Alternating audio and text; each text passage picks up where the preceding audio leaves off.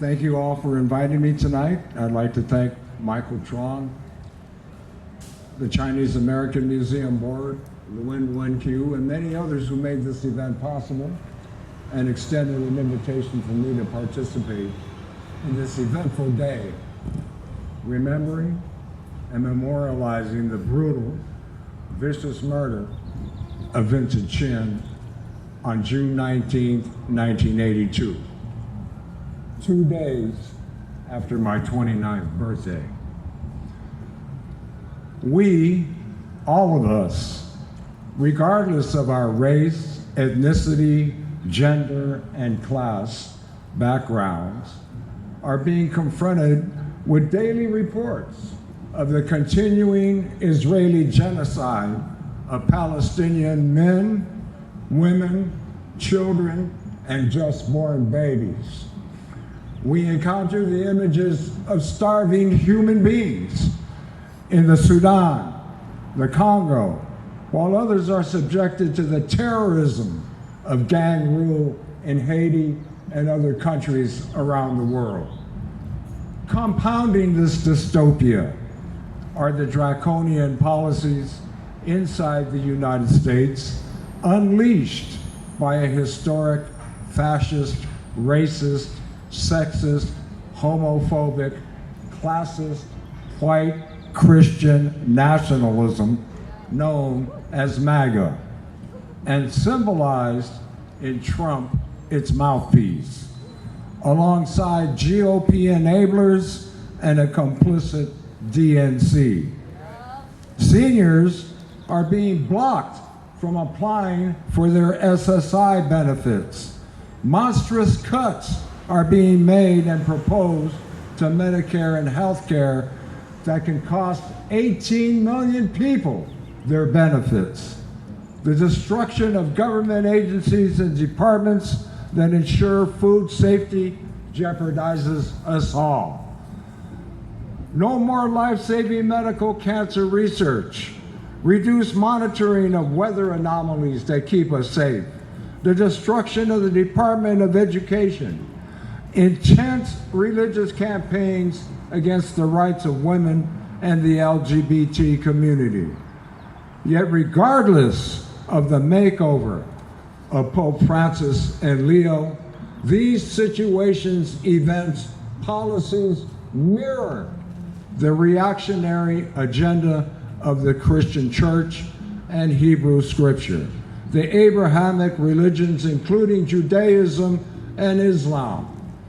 Recently, I have met and engaged many Asian Americans who voted for Trump and are MAGA and are in the MAGA movement.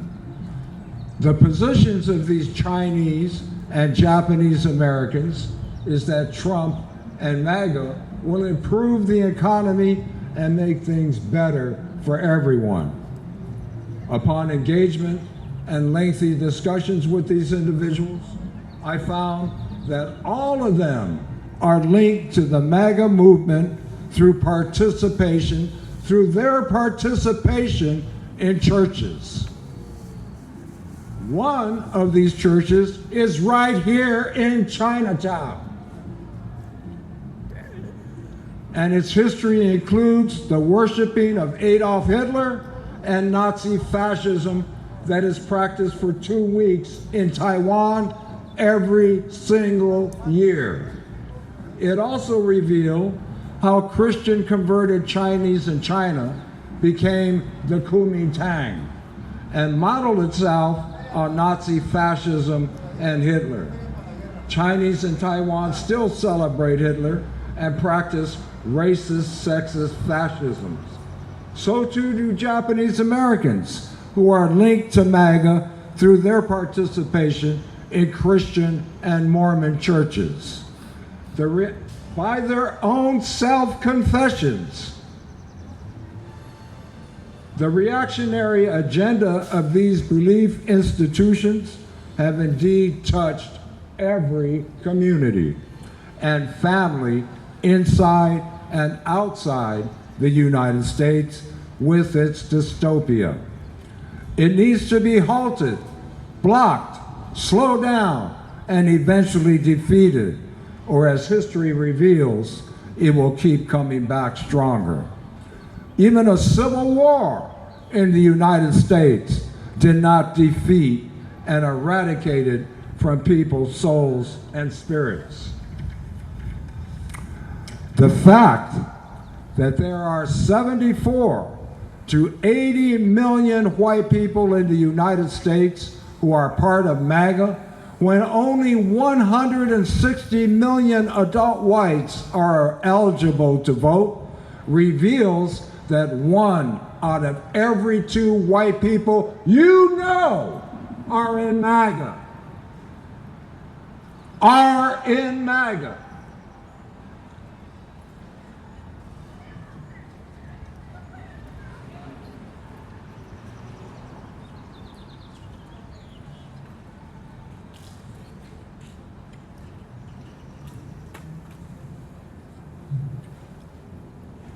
MAGA is entrenched in the white family and church. Yes, white people have a white people problem. They love to make our problem by refusing to deal with it. By refusing to deal with it. We also have this problem in our families, in our fascist, racist, sexist, homophobic churches. From the anti-Chinese Yellow Peril campaigns to the Chinese Exclusion Act of 1882, from the anti-Japanese Yellow Peril II campaigns to the 1924 Immigration Exclusion Act and to World War II internment and concentration camps, to Vincent Chin, Cho Soo Lee, the falsely accused Chinese engineers, to the kidnapping of Asian foreign students for disappearance today, to the murderous assault on me, is a straight line of racist, sexist, fascist, homophobic, white Christian nationalism. This cultural phenomenon commits undeserved harm on all non-white communities, on all women, on all LGBTQ people, and on the environment, on all our cultures, to destroy them, to force them to submit, to force us to assimilate, to force us to acculturate into their dystopia. I survived the attack made on me to unalive me, intended to stop me from teaching the unabridged history of race beliefs and racisms in colonial and U.S. history. I was lucky. I saw the car coming at me and was able to maneuver. However, I am still dealing with serious injuries caused by that assault.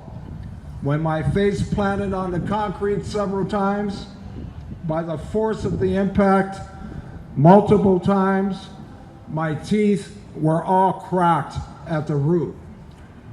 I can no longer eat without pain. I require full implants, upper and lower. In the United States, the cost is $64,000, and no insurance, no dental insurance, no Medicare, no Medicaid will cover the expense. None. In fact, I'm being forced to consider flying to Canada, where they have universal health care and I can get it for free, or to Mexico, where they have universal health care, but I would have to pay, because I'm not a citizen, $22,000, which is the reduced cost. Or I could take a medical refugee vacation to Thailand, but I can't get treated here in my own damn country. That's right. This brings me to the point of struggle, of resistance. We cannot allow hate to consume us. We cannot allow fear and division and the shit-talking of the right to divide us. We must extend ourselves to each other. We must include each other. We must include our neighbors. We must include everybody in this struggle for justice, because we are on the right side of history. And we must stand together, because the people united can never be defeated. And I truly believe that. Thank you very much. People. Pueblo.